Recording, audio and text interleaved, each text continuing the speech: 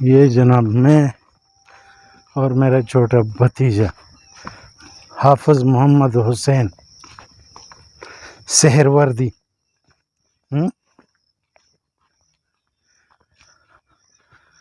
اب ہم آئے یہ باغچہ اور یہاں پہ کوئی نہیں ہے، باغچے کا گارڈ میں موجود نہیں۔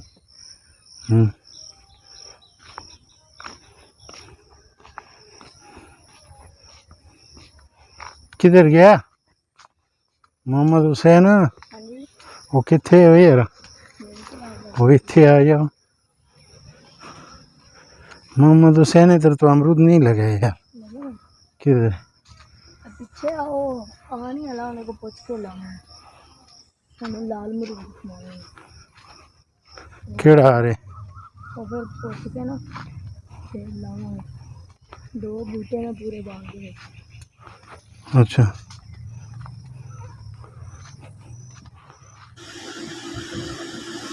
تو السلام علیکم ناظرین، یہ خوبصورت باغ ہے امرود کا، اور یہ واقع ہے جناب نتو کی پینٹ کے بیک سائڈ، برکی والے سائڈ پہ۔